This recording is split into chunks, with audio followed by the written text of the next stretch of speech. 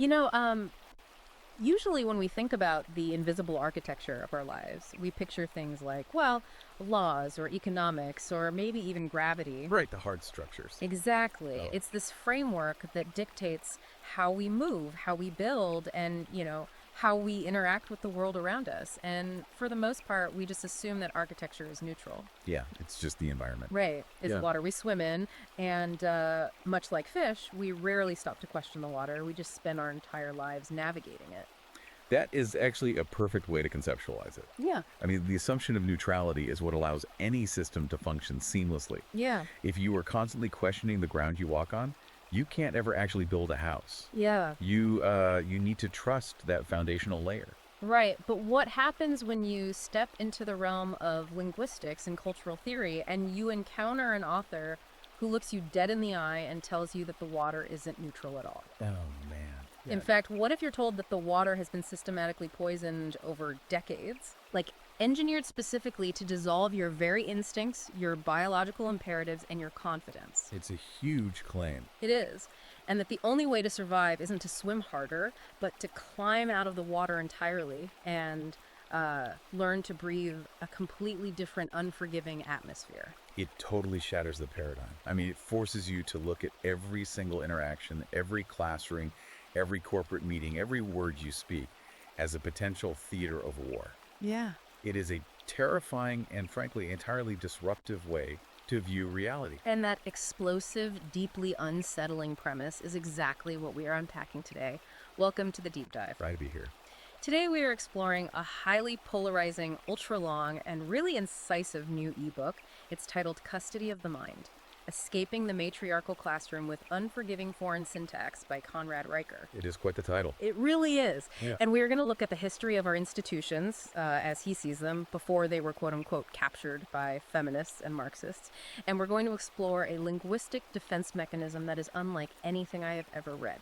Yeah, it's completely wild. But before we jump in, I want to say right up front, please hit that like button and subscribe to the show so you never miss out on these deep dives. If I do that. And if you are intrigued and want to explore this fascinating source material yourself, and honestly, you probably will want to see how he constructs these arguments firsthand, you can check out Amazon Kindle and Google Play Books to buy the ebook. Highly recommend checking the primary source. For sure.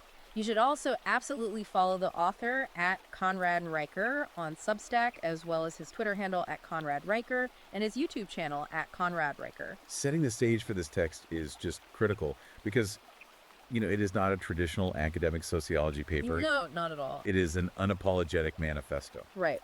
So let's be incredibly clear with you, the listener, about what our mission is today. This book is explicitly written for a men's rights activist or MRA audience. Specifically the red-pilled manosphere, right? Exactly, the red-pilled manosphere. The core argument is that modern institutions have been entirely captured by progressive ideologies designed to neutralize male power. Right. So, here is our strict, explicit disclaimer to you. We are never taking sides on this politically charged content. Absolutely not. We are not endorsing Conrad Reicher's viewpoints, nor are we condemning them. Our sole purpose today is to impartially report, unpack, and analyze the fascinating, highly controversial arguments contained in this text. We just want to help you understand how this author views the world, right? And tear apart the mechanics of his arguments to see how they tick. Precisely. Our job is to map the territory. And the territory Reicher maps out begins at the foundational layer of human existence, which is biology. Right, he starts at the very bottom. Yeah, before he even touches on language or corporate culture, he builds a case for what he terms the systemic castration of the modern male mind. Let's unpack that, because he doesn't just view modern culture as casually shifting over time. He frames it as a coordinated biochemical and psychological assault on male biology. He literally calls it the great emasculation. He does.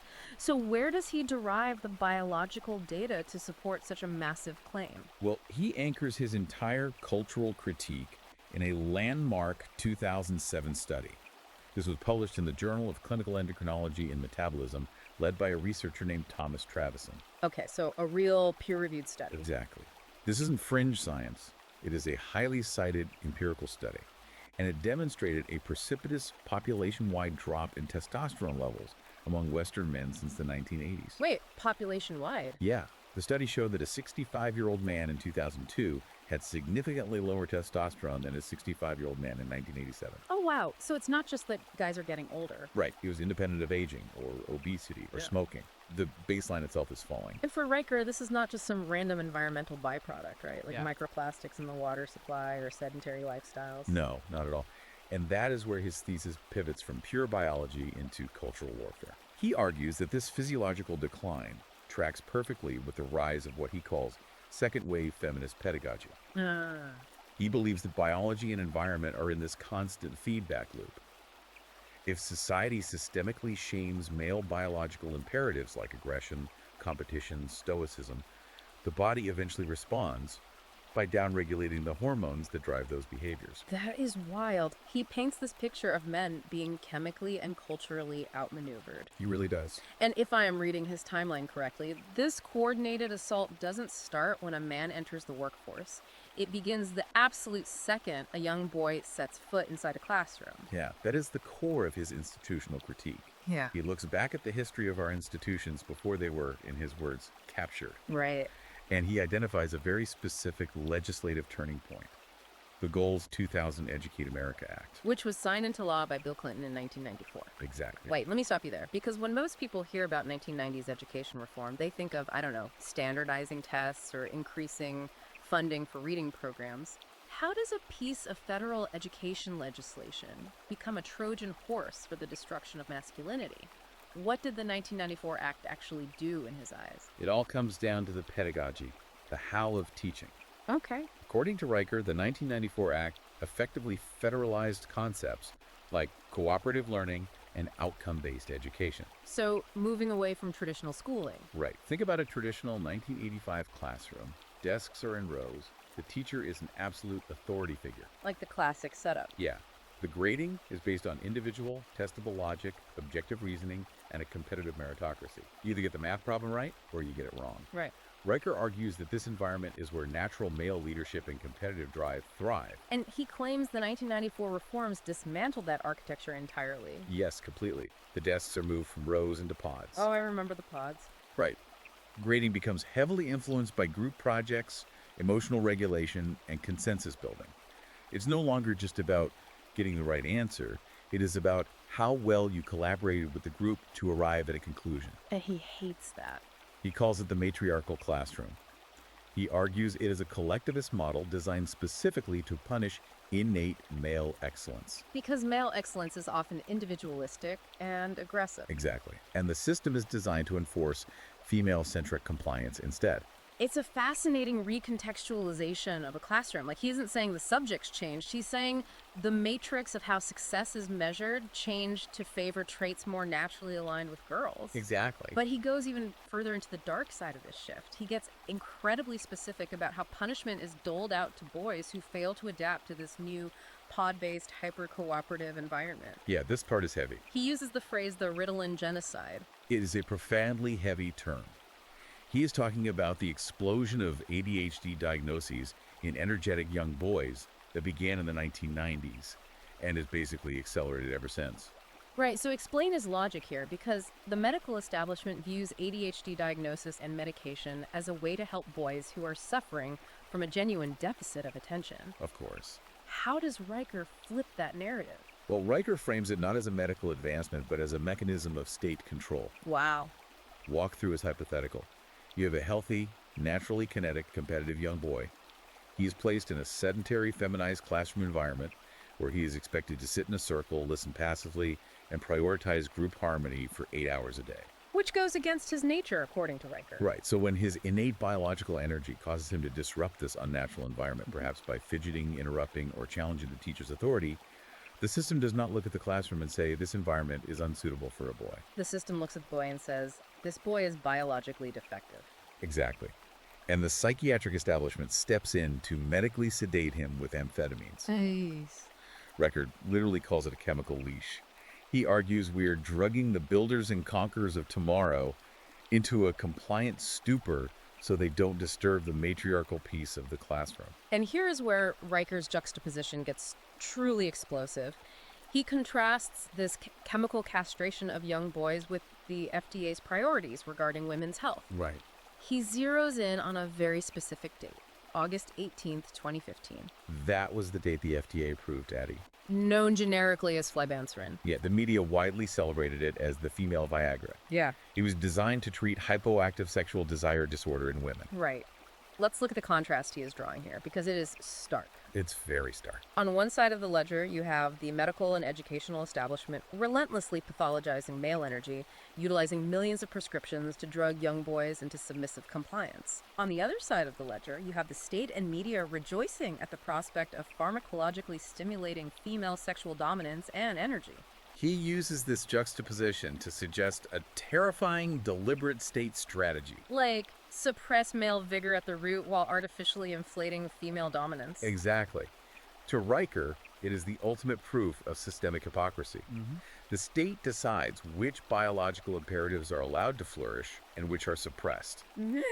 And he provides a very specific, deeply symbolic anecdote to illustrate how this morosis plays out culturally.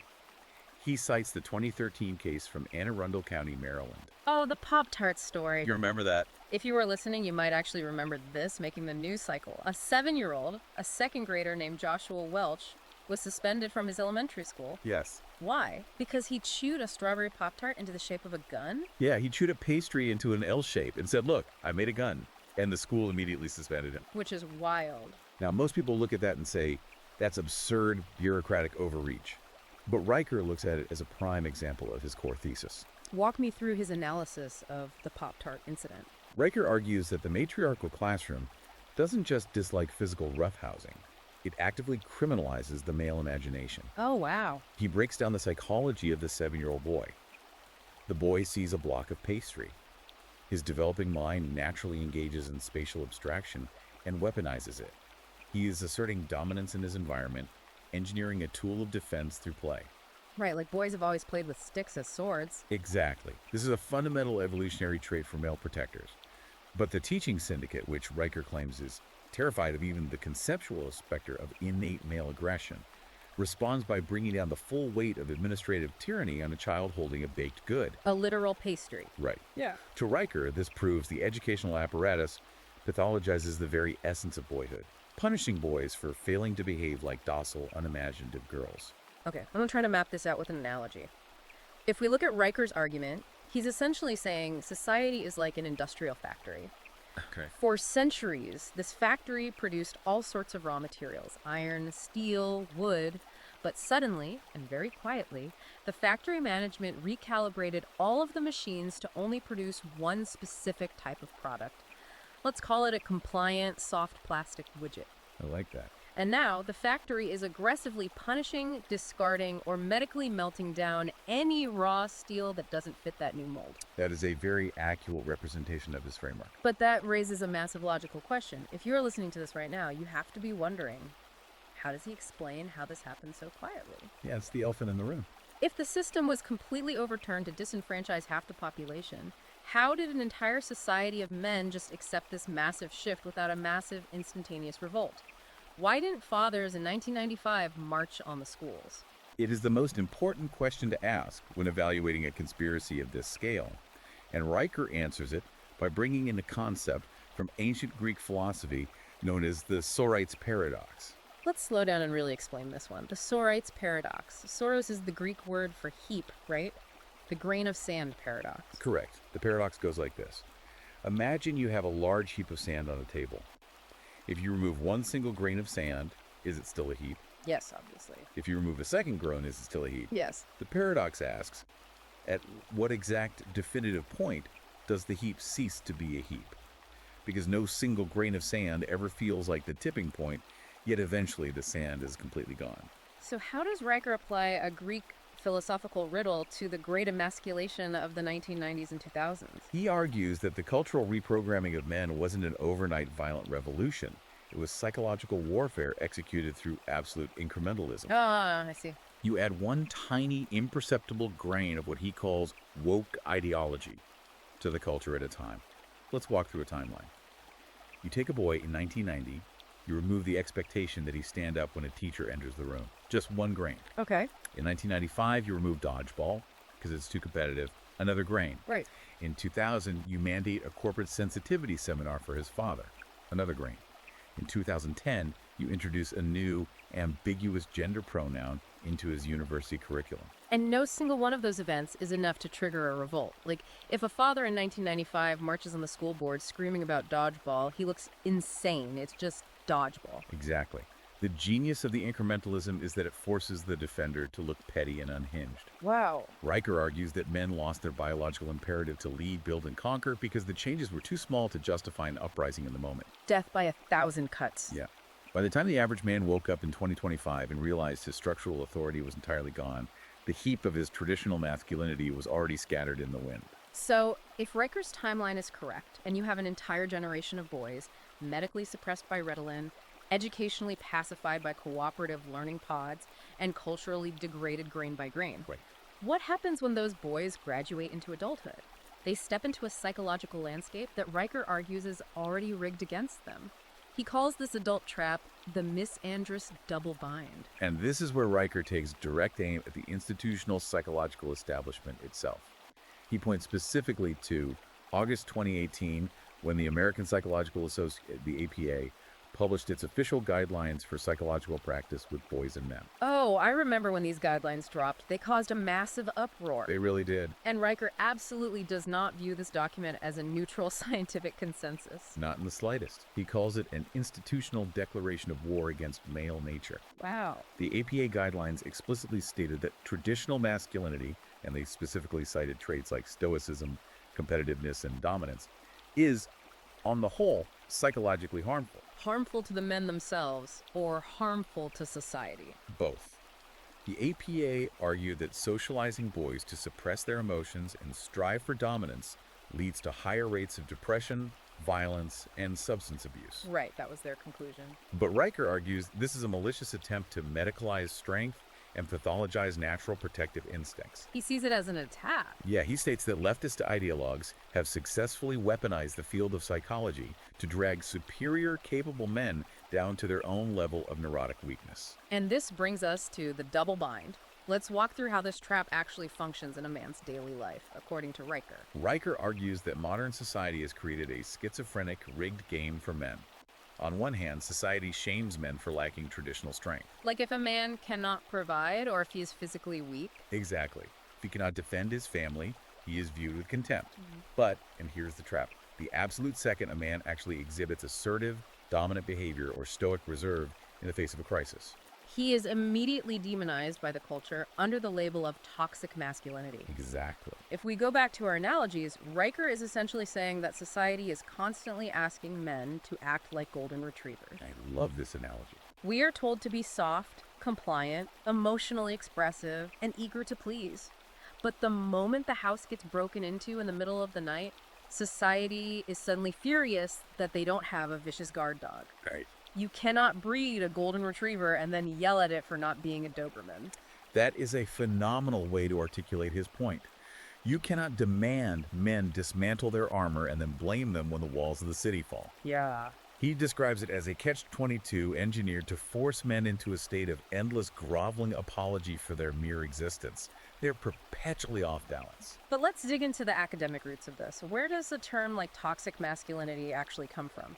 Because it wasn't just invented on a Tumblr blog, it has deep sociological roots. It does. Riker traces the intellectual lineage of this concept back to an Australian sociologist named Raewyn Connell.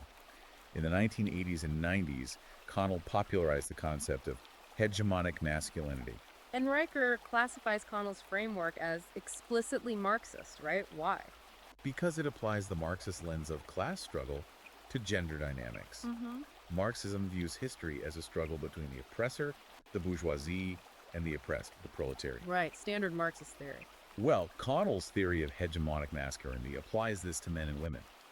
It argues that the traits associated with traditional male success wealth, physical strength, emotional control, are not the result of merit, hard work, or biological drive. So what are they? Instead, they are strictly mechanisms of oppression used to dominate women and marginalized groups. So if you succeed as a man, it's not because you are excellent, it's because the system is rigged to let your hegemony crush others. Precisely.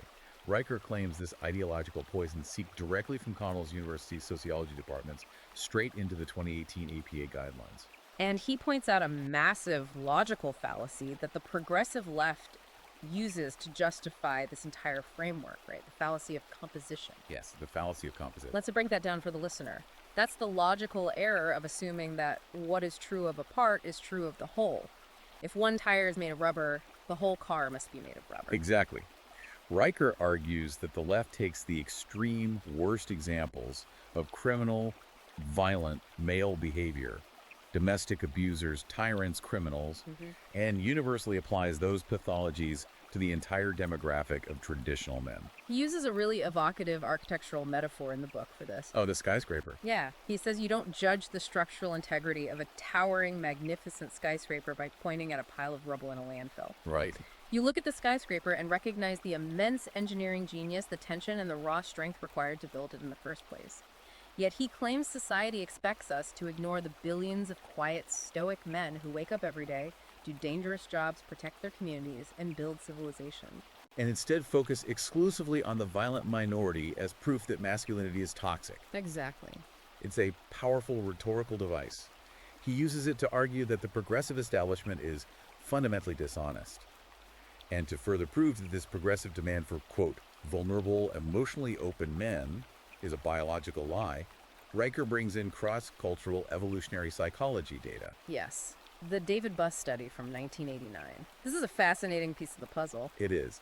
David Buss is an evolutionary psychologist who conducted a massive study spanning 37 different societies, from modern Western cities to rural, traditional cultures. So a really broad sample size. Huge. The goal was to find universal human mating preferences. What do men and women consistently want across all cultures? And what did the data show? Buss found that regardless of the culture, women universally value traits related to male dominance, resource acquisition, ambition, and social status. Okay. It is biologically hardwired into human sexual selection to seek out men who can protect and provide in a dangerous world. So how does Riker weaponize this 1989 data against modern progressive culture? Riker uses this empirical data to expose what he sees as the ultimate devastating hypocrisy of the modern era. Okay, unpack that. The progressive establishment, through HR departments and media, constantly demands that men act soft, open up, and share their deepest vulnerabilities. But Riker argues that vulnerability is not a virtue for men, it is a fatal weakness. Wow. He claims that the woke male ally, the man who publicly apologizes for his privilege and suppresses his dominance to please feminist peers, is an evolutionary dead end. He argues that the male ally is secretly despised by the very women and institutions demanding his compliance. Yes, because biology supersedes ideology. A woman might politically demand an emotionally vulnerable partner, but Riker argues her biological hardware, honed over millions of years of evolution, will fundamentally lose respect for a man who lacks the capacity for dominance and aggression. That is brutal. He basically says the man who complies with the matriarchal classroom becomes socially and romantically invisible. Okay, this raises a massive structural question. If society needs guard dogs, if women biologically select for protectors and builders, why would institutions actively want to pathologize the psychology of the people doing the building? Right, why destroy your own foundation? Exactly. If the system needs male strength to survive, why is it dismantling it? According to Riker's analysis, it comes down to sheer power, resentment, and an inability to compete. Resentment. Yeah. He argues that left-wing institutions, fueled by cultural Marxism, cannot defeat objective reality, merit, or logic on a level playing field. Okay. A system based on emotional consensus cannot outcompete a system based on rigorous male excellence. They resent the male power required to maintain order because they cannot replicate it. So if you can't win the game, you flip the board. More than that, if you cannot win the debate using facts and logic, you wage a psychological war to alter the very tool we use to construct reality and debate in the first place. Yeah, the tool. You don't just ban the opponent's arguments, you destroy the syntax used to express the logic. Ooh. You wage a war on language itself. Exactly, and this transition into linguistics is the absolute crux of Riker's thesis. It is the most original and frankly bizarre proposition in the entire manifesto. Let's dive deep into this. Riker is arguing that to escape this matriarchal classroom, men cannot just change their voting habits or hit the gym or read different books. No, that's not enough. They must literally weaponize their language. He claims that modern English has been completely neutered. He is scathing in his critique of modern English. He argues that English, particularly American English, has been softened, rounded off, and completely compromised to accommodate fragile egos. Like, he points to the constant invention of new ambiguous pronouns and gender-neutral terms like birthing person or chest feeding. Yeah. And to Riker, the introduction of terms like birthing person isn't just an annoying political correctness trend. It is a calculated cognitive assault. He argues that language is the operating system of the human mind. If you are forced to speak a submissive, apologetic, intellectually dishonest language, your brain physically wires itself for defeat and victimhood. Wow. You cannot think like a conqueror if your vocabulary forces you to constantly tiptoe around the subjective feelings of others. And the science he uses to back this up is fascinating. He doesn't just make this up. He leans heavily on a very famous linguistic theory, the Sapir-Whorf hypothesis. Yes! Let's really break this down for the listener because it's vital to understanding his proposed solution. Okay, so the Sapir-Whorf hypothesis, also known as linguistic relativity, stems from the foundational work of cognitive scientists Edward Sapir and Benjamin Lee Whorf in the early 20th century. And the core premise is what? The core premise is that the structure of a language dictates the cognitive boundaries and worldview of its speakers. The language you speak literally shapes the reality you inhabit. Give me a classic example of this to ground it for the audience. A classic example often cited in linguistic relativity is the concept of color. If a culture's language does not have separate words for blue and green, but instead groups them under one word, the native speakers of that language physically have a harder time distinguishing between blue and green color swatches in scientific tests. That is wild. Their brain doesn't bother to categorize the difference because their language doesn't demand it. Are there other examples? Yeah. Another example is Aboriginal tribes in Australia who use absolute cardinal directions, north, south, east, west, instead of relative directions like left or right. Okay. As a result, they possess an almost superhuman internal compass at all times. Their language demands spatial awareness, so their brain provides it. So applying that to Riker's argument, he argues that when you allow progressive HR commissars to alter your vocabulary, when you concede and use a newly invented pronoun, or when you use passive, non-offensive corporate jargon, you are letting them physically rewire your prefrontal cortex. You are training your brain to accept submissive compliance. You are surrendering your cognitive sovereignty. That is his exact argument.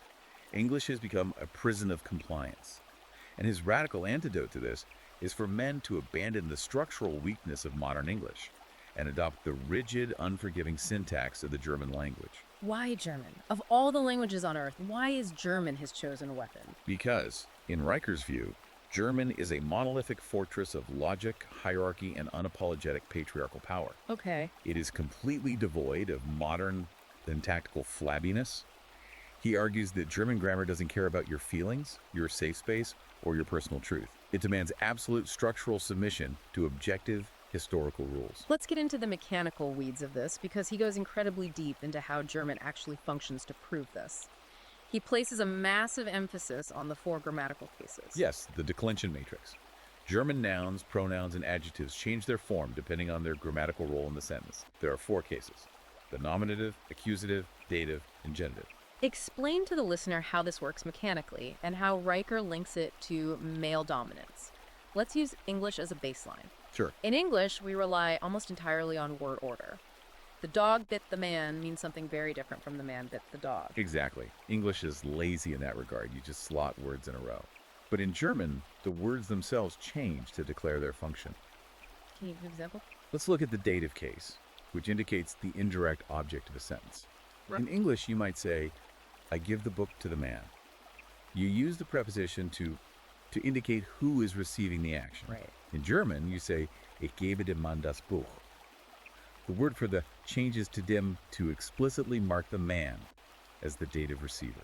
Okay, so it requires a bit more memorization, but how does Riker extrapolate that into tactical battlefield awareness? Riker argues this isn't just rote memorization. He views it as a cognitive map for male spatial dominance. Spatial dominance. Yeah. He says that navigating these 4 cases in real time forces your brain to constantly map precise spatial and hierarchical relationships between actors, actions, and objects. Oh, I see. Before you even open your mouth to speak German, Your brain must have already calculated exactly who is doing the action, who is receiving the action, and who indirectly benefits from it. So you have to know exactly what you're saying before you say it. Exactly. When you assign the dative case to an indirect object, you're performing the mental gymnastics required for tactical awareness. You are establishing a strict hierarchy of command within the sentence itself. You cannot be vague, you cannot be passive, you must declare the reality of the situation structurally. It's incredible how he frames it. He contrasts this with modern English, pointing out that corporate English relies heavily on the passive voice, like, mistakes were made, it was decided. Right, HR speak. He says this strips agency and accountability. But in German, the grammatical cases force you to command the sentence from the front. You have to own the action. And then there is his absolute obsession with German compound nouns. The compound noun mindset, as he famously calls it. Yes, let's talk about this. In German, you can theoretically string an infinite number of nouns together to create a new, highly specific word. Like Schadenfreude, right? Pleasure derived from another's misfortune. Exactly. Or Backpfeifengesicht, which literally means a face that badly needs a punch. Which is a great word. Riker describes these compound nouns as linguistic battering rams. He loves them. In English, we might use a dozen weak, flowery adjectives to circle around a complex problem, leaving room for endless interpretation and emotional debate.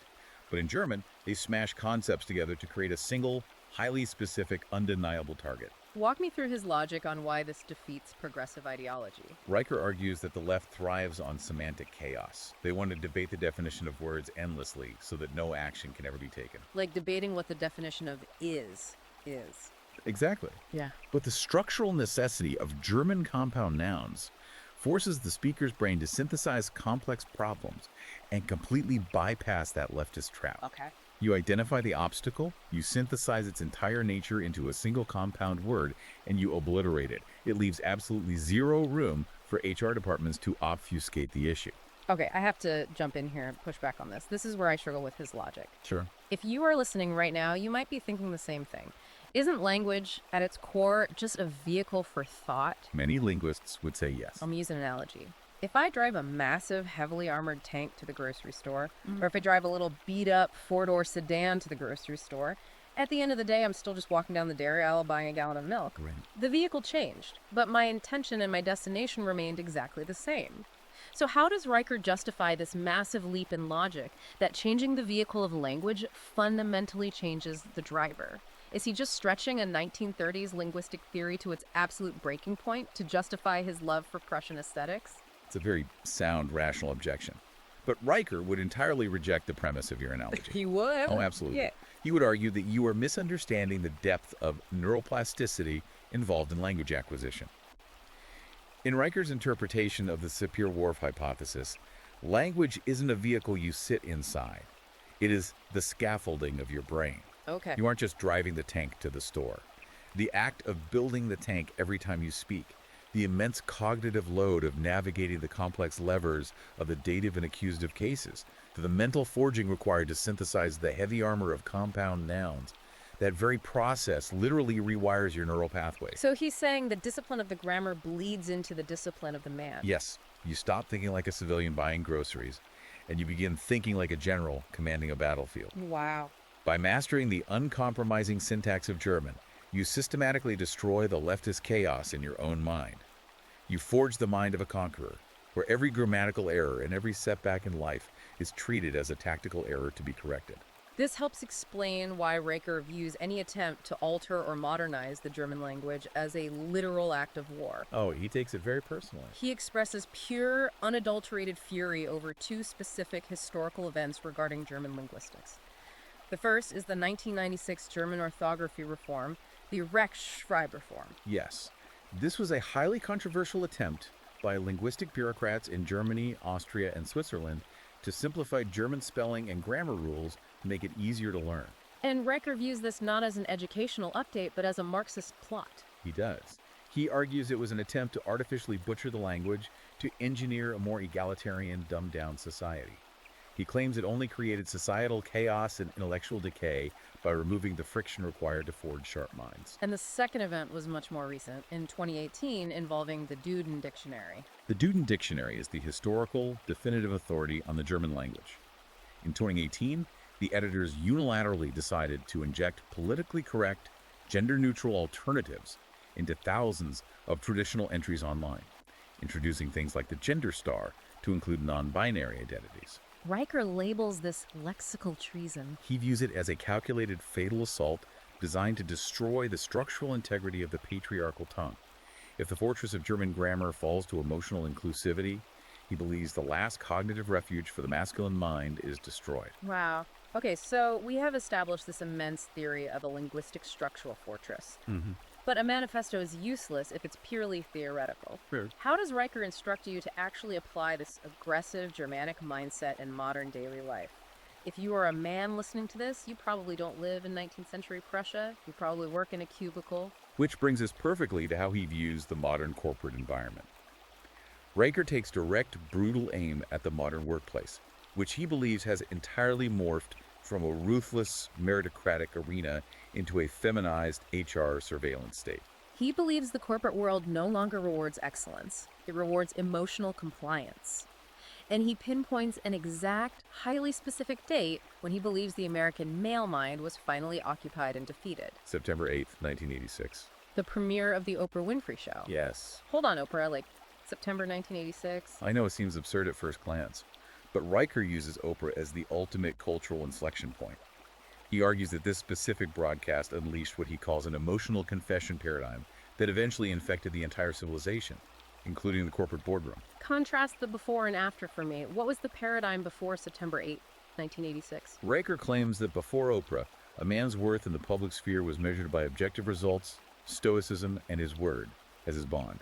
You did your job, you kept your struggles to yourself, and you were judged on your output. And after Oprah? After Oprah, he argues, a man's worth was suddenly measured by his willingness to display public weakness, to obsess over subjective feelings, and essentially to weep on national television for applause.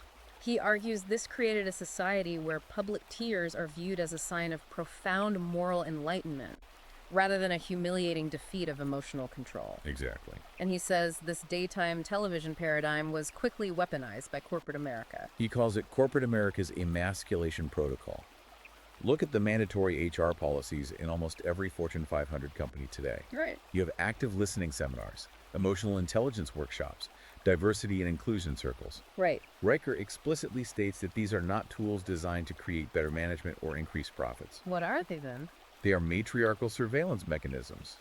They are designed specifically to police, expose, and punish natural male leadership. How so? Think about the mechanics of an HR sensitivity circle. When men are forced to sit in a conference room and discuss how a project makes them feel, Riker argues they are being trained to self-castigate. They are being forced to adopt the language of the matriarchy to ensure they do not exhibit assertiveness, independent thought, or objective critique, which might be perceived as aggressive. If you were listening to this right now, you might be thinking, well, talking about my feelings occasionally at work isn't the end of the world. Sure. But Riker views it as a literal concession of power. And he has a very specific, actionable solution for his readers regarding this. He explicitly advises men to purge the phrase, I feel, from their vocabulary entirely. Just erase it. Never use it in a professional setting again. Why? What is the danger of, I feel?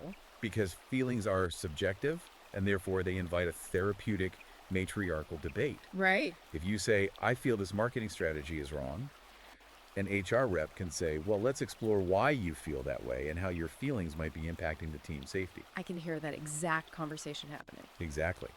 Riker instructs men to replace the whimper of emotional confession with a flat, Germanic statement of rational intent. This marketing strategy is inefficient. We will change it. To state the fact. If you state objective facts, you force the opponent to debate the facts. They cannot force you onto the therapist's couch. To illustrate the real-world consequences of failing to understand this corporate environment, Riker does a deep forensic analysis of the 2017 James Damore Google memo incident. This is a vital case study for his argument. James Damore was a software engineer at Google who wrote an internal memo. Right, the memo that leaked. Yeah. In it, he cited biological and psychological differences between men and women to explain why there might be a gender gap in the tech sector, rather than attributing it entirely to systemic sexism.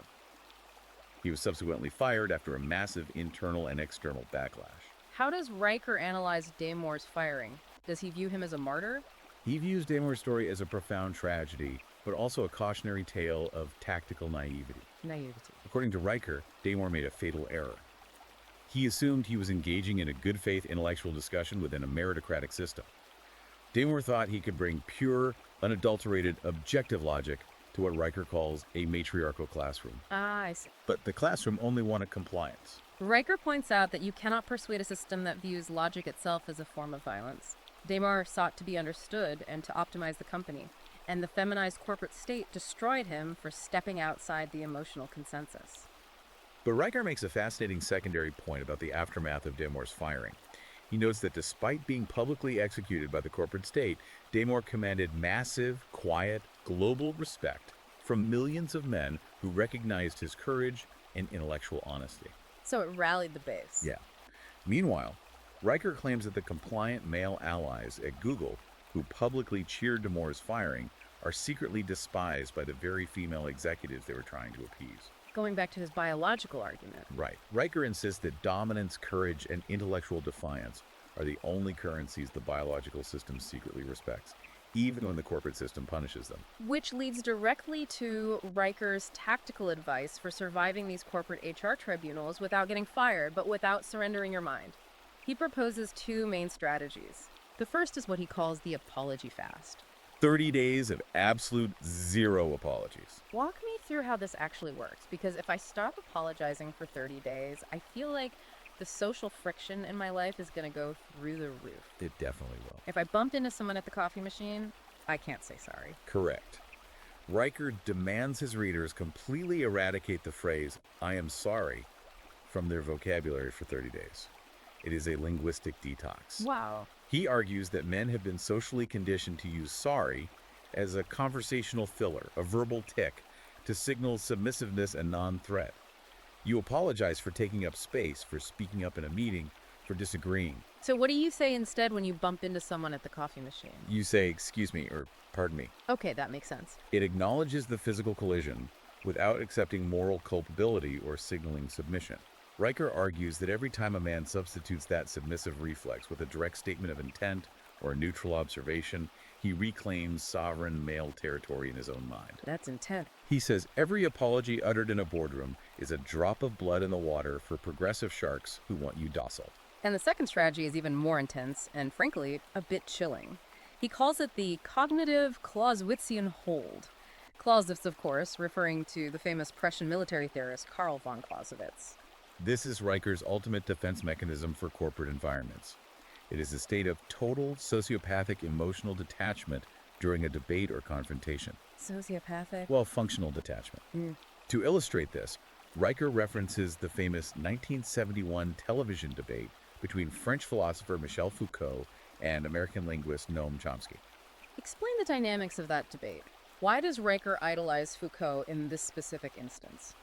In the debate, Chomsky, representing the humanist left, babbled emotionally and optimistically about human nature, justice, and a better society. Right. Foucault, armed with dense, unyielding, cynical structuralism, systematically dismantled him. Foucault didn't care about Chomsky's feelings or his moral grandstanding. Foucault cared only about the cold, raw mechanics of power. He just stonewalled him. Foucault sat there with a slight smirk and completely neutralized Chomsky's emotional appeals with icy logic. Riker instructs his readers to do exactly the same in corporate settings.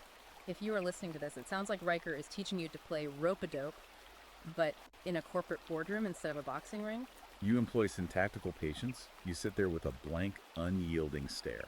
Let's say you are pulled into a meeting with an HR enforcer who is angry about a project decision you make. Okay, yeah. Riker says you do not defend yourself emotionally. You let the progressive enforcer or the leftist opponent ramble incoherently. You let them scream, cry, or exhaust their emotional syntax against your solid wall of intellect. You give them absolutely zero ammunition. Exactly. No statements they can weaponize, no apologies they can parade as proof of your guilt. You become a grammatical black hole, swallowing their emotional demands without emitting a single photon of compliance. And then what? And once they are completely drained and frustrated by your silence, you deliver a single, crushing, factual strike of reason. That is the cognitive Clausewitzian hold. It is about winning a war of attrition by refusing to engage on their emotional terms. That is crazy. It is, but as we unpack these corporate defense mechanisms, it brings up a crucial historical question.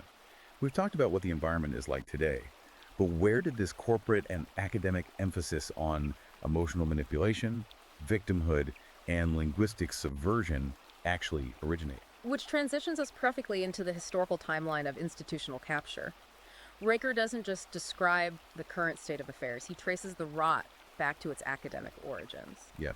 He argues that the pseudo academic disciplines of critical theory weren't just accidental cultural shifts, they were designed explicitly and maliciously to dismantle Western patriarchal structures. Riker unpacks his primary villains here, and they are familiar targets in the manosphere, the cultural Marxists of the Frankfurt School. Let's give the listener an ELI 5 explain. Like, I'm 5 on the Frankfurt School because it gets thrown around a lot in political discourse. Who were they and what did they actually do? The Frankfurt School was a group of Marxist philosophers and sociologists originally associated with the Institute for Social Research in Germany. During the 1930s, fleeing the rise of the Nazi regime, many of its leading figures like Theodor Adorno, Max Horkheimer, and Herbert Marcuse relocated to the United States. Right. They embedded themselves in major American university systems like Columbia University. And Riker argues that instead of focusing on traditional Marxist economic class struggle, the workers versus the factory owners, they shifted their focus to cultural struggle. Exactly. Riker calls out specific texts as the foundational psychological warfare manuals for the modern woke movement. He points to Adorno and Horkheimer's 1944 book Dialectic of Enlightenment and Marcuse's 1955 work Eros and Civilization. How does Riker claim these texts weaponized empathy? That's a strange phrase. Riker argues that these academics realized they couldn't overthrow American capitalism economically, so they decided to undermine it psychologically. Their goal was to frame traditional male authority, the father, the boss, the general, not as a societal necessity that creates order, but as a psychological defect and a latent fascist danger. So they flipped the script. By injecting psychoanalytic emotion-based vocabulary into male spaces, they successfully pathologized male strength. They convinced generations of university students that the natural male drive for dominance and boundary setting was a disease that needed to be cured through endless critique. He argues they created a fake, secular religion of manufactured victimhood to mask their own biological and intellectual weakness. And he points directly to the year 1989 and a legal scholar named Kimberly Crenshaw as the moment this toxic framework was perfected. Crenshaw published a highly influential paper in 1989 titled Demarginalizing the Intersection of Race and Sex. This paper is the origin of the term intersectionality. Riker goes absolutely scorched earth on this concept. He calls it a toxic intellectual infection. Walk me through the actual math of this victimhood hierarchy he talks about. How does intersectionality practically neutralize male power in his eyes? Let's break down the math. Intersectionality argues that you cannot look at oppression through just one lens like race or gender. You have to look at how they intersect. So a black woman experiences a different compounded level of discrimination than a white woman or a black man. Makes sense on the surface. On the surface, it's an analytical framework. But Riker argues that in practice, intersectionality creates a competitive league table of victimhood. Social currency, moral authority, and institutional power are awarded based on how many marginalized identities a person can stack together. So a disabled, queer woman of color sits at the top of the moral hierarchy, and a straight, white, able-bodied man sits at the absolute bottom, regardless of his actual individual actions or character. Exactly. Riker dismisses this entirely, stating that it is a chaotic, inherently contradictory, and mathematically impossible framework to build a functioning society upon. He claims it was designed for one specific, malicious purpose: to divide men. Divide and conquer. Yes. By fractionating society into endless, hypersensitive microcategories, intersectionality prevents men from recognizing their shared biological imperatives and forming a unified dominant patriarchy. Because everyone is too busy fighting each other over who is more oppressed. If everyone is paralyzed by an ever-expanding matrix of oppressed identities, terrified of offending a more marginalized group, cohesive male power is permanently neutralized. You cannot build a Roman road or launch a rocket to the moon if your engineers are endlessly debating their intersectional privilege. So we have the villains, the Frankfurt School, the intersectional theorists, the HR departments, and we know their methods. But what is Riker's historical ideal? If he hates the 1994 classroom and the post-Oprah boardroom, what is the model he wants men to return to?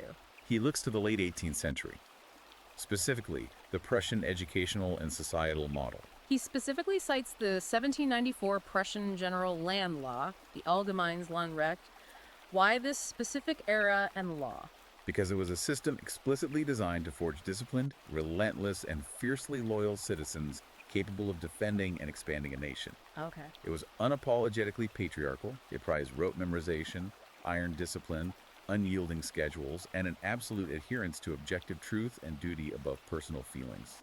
Riker contrasts this Prussian iron discipline with what he sees today, which he calls the caudal cascade and toxic fragility. The caudal cascade, that's a great term. It is. He argues that modern society has dumbed every standard down to accommodate the weakest, most fragile links in the chain, rather than forcing the weak to become strong.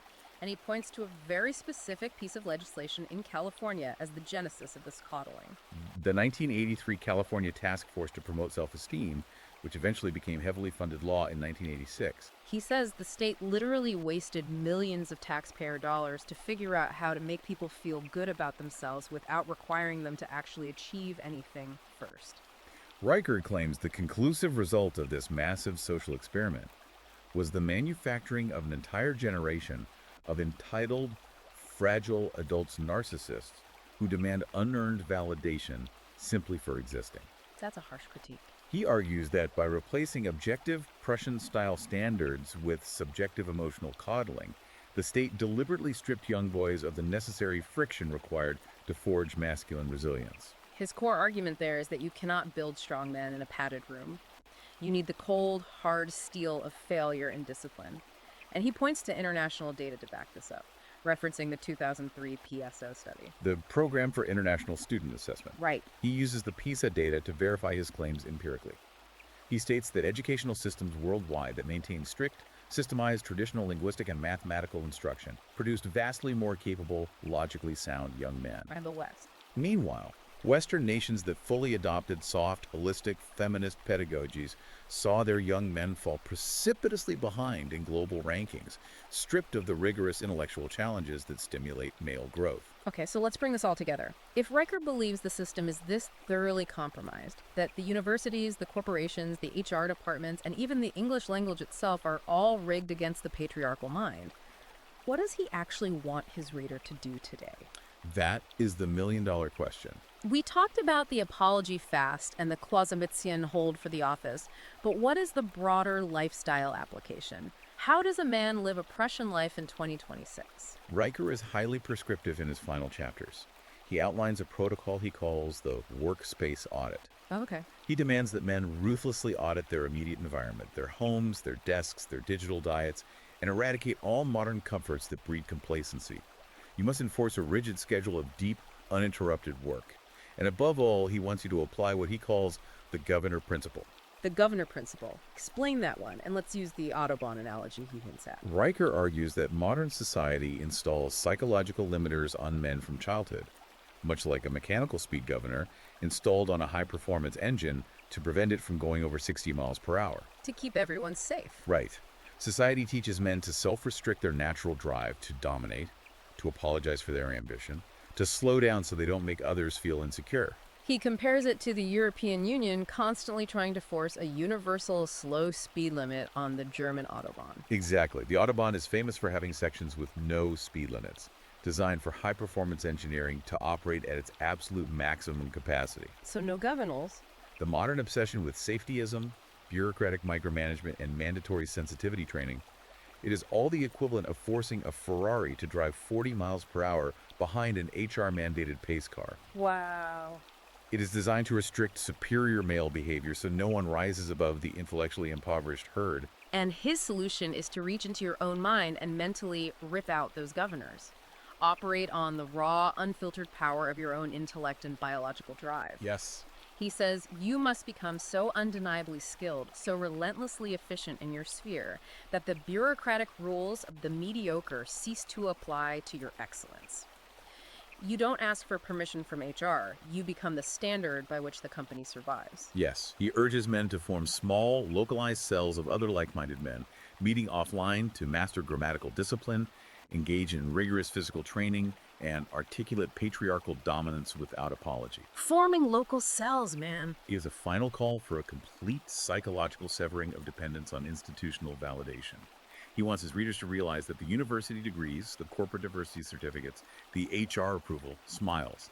They are all, in his words, the cheap plastic toys of a decaying empire. Which brings us to the end of our deep dive today. We have taken an incredible, multi-layered, and deeply challenging journey through Conrad Reicher's source material. There's been a lot to process. We started with the biological data on plummeting testosterone and the pharmaceutical contrasting of boys on Ritalin versus women on Addy. We moved through the Sorites paradox and the incremental transformation of the educational system in 1994. We broke down the weaponization of psychology via the 2018 APA guidelines, the fallacy of composition regarding toxic masculinity, and the absolute destruction of the modern corporate sphere under post-Oprah HR surveillance. And we traced all of this to Reicher's highly unorthodox central proposition that the Frankfurt School and intersectional theorists poison the water, and that mastering the uncompromising rigid syntax of the German language, its four cases, its compound nouns, is the ultimate mental defense against a culture of emotional fragility.